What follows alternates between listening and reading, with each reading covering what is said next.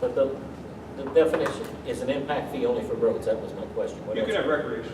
That was my question, because I believe we put a 300 development in, that they should have their own parking swings.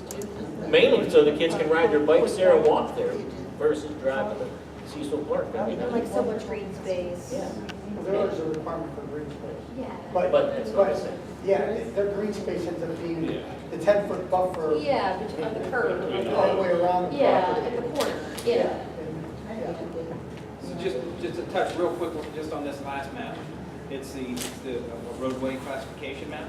You'll see that a lot of the roads that are highlighted here as either arterials or collectors are also the state roads. But what's happening is, and this is this is based on the official Washington County FH roadway classification map.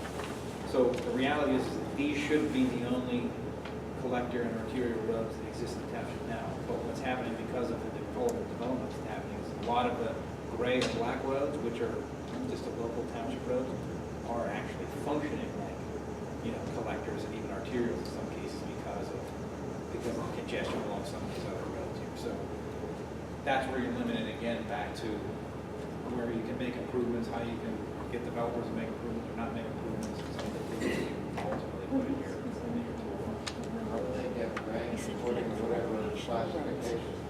This is literally based on the official FHWA and PennDOT road classification. Yeah, those are standard maps. We just peeled out the Washington County piece. But how does it, like, if a road changes, its role changes to like an arterial? It's the same way with oil. Do they have to do that? They overhaul them every 5 years or so. Those maps are redone every 5 years or so, but they don't usually change much in an area like this. But what I'm saying is, you have other roads that aren't state-owned roads that are really functioning more like collector roads. And they may provide materials that are as well. exactly. It's similar to that. Exactly. So they're operating like the type of road that they're not designed or built to operate. You can't take it and use it. Now, you talked about impact fees. Now, that's only for development. What about, like, for example, well pad or the compressor station, if that comes in? Can you ask for any of that? No, and impact fees can only be charged on new development that generates additional traffic. Well, I think both of them will include It more generates traffic. additional, daily peak hour car traffic. Okay, on the transportation side, so we're going to add some additional detail. We have the third phase of the expressway we're going to add. We're going to continue to look at this hierarchy of roads and the ownership issue. Anything else? We'll look at impact fees as a possible tool to recommend. Is there anything else from a transportation infrastructure standpoint? Questions that you have, topics you want to make sure we're looking at while we have Mike here? I mean, it's pretty local, but probably has other places in the township as well. But the drainage on Georgetown Road and the sharp turns and stuff like that, it's just one example. There's so many sharp turns all over Cecil Township that are hard to maneuver. And I realize I'm wearing sort of the businessman's hat here, but we have trucks that have to get in and out of there every day. And my concern is about how sharp these corners are. They're going to clip my car or some of my employees' cars, where the trucks, trying to get in and out may not like coming where business can pick up some of our products. So I think that's an issue on sharp curves and poor drainage. I can tell you people over there too are unhappy with how hard it is for the buses to come out onto Georgetown, because they're constantly almost hitting cars because they're going into the other side of the road. On Georgetown on the trail bridge. Yeah. And getting back there. They did pave that. But that is a state road, and I just want to let you know that the township's in it.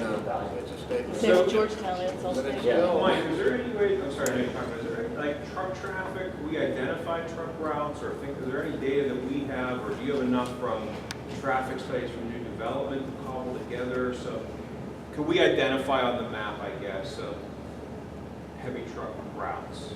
And maybe that helps to Let's talk about prioritize? Theodore Park. There's a lot of businesses in there, and Bayview Road corridor. Okay. you know, that's in Cecil. Okay. There's a fair number of, There's a farm down there too, if the like they can develop, a short farm. okay. Quite possibly, Yeah.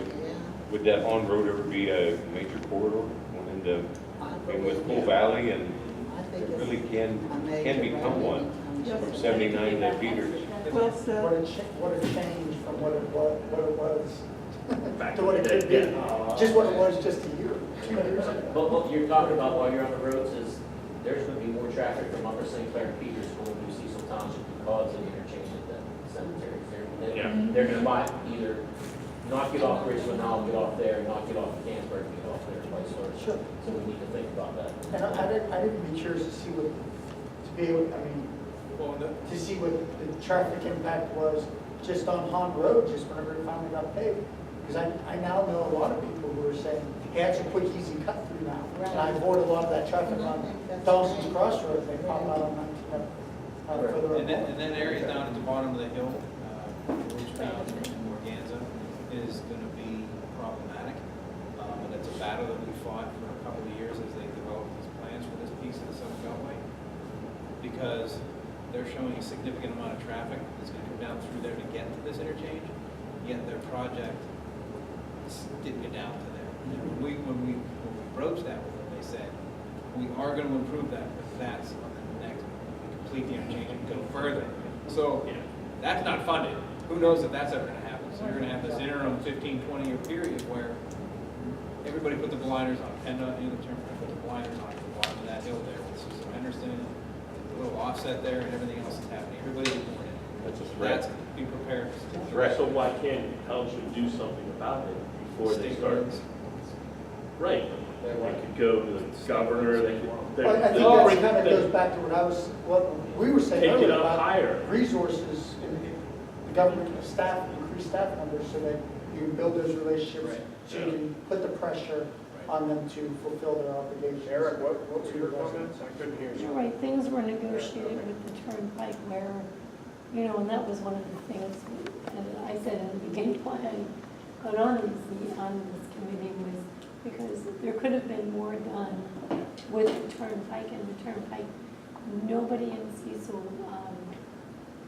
you know, negotiated with the turnpike. Right. Norster Bain had a wants and desire list.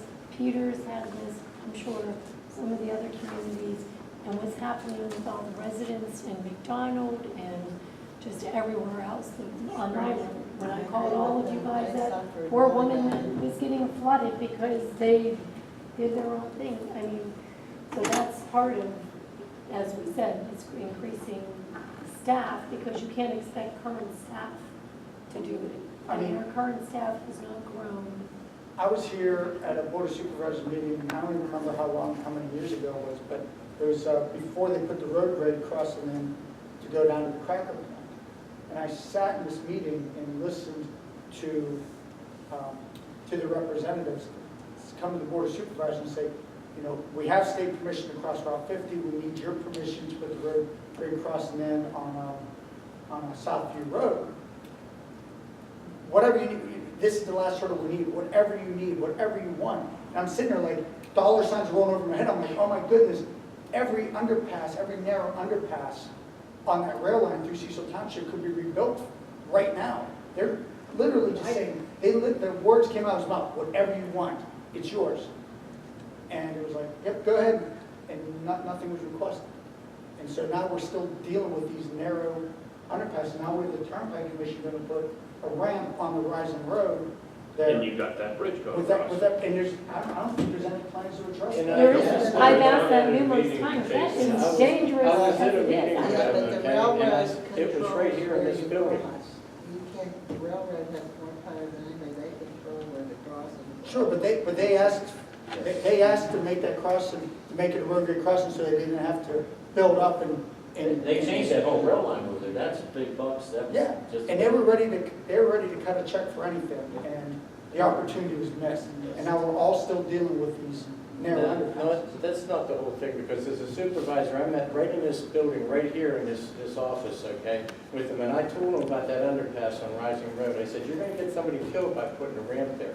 I said, you need to do something. I If mean, they you're moved talking it, Turnpike Commission, the yeah. Turnpike Commission, I'm if you talking moved it about to the the west railroad. though, you could go ahead and they wouldn't listen to you. They wouldn't do it. The So, I Turnpike mean, when Commission, you're talking with the Turnpike, it's like beating your head against the wall. no, the Turnpike Commission, no, but there was an opportunity before the Turnpike Commission even announced they were gonna use Rising Road, when the railroad wanted to put the road right across, and then to get that, to get the railroad to address that. Yeah, when he upgraded the rail lines. Yeah, And it was a missed opportunity. Exactly. Okay, we have about 10 minutes left, and we're going to talk about items 3 and 4. We already talked about transportation infrastructure, so that's done. Future growth areas, we'll talk about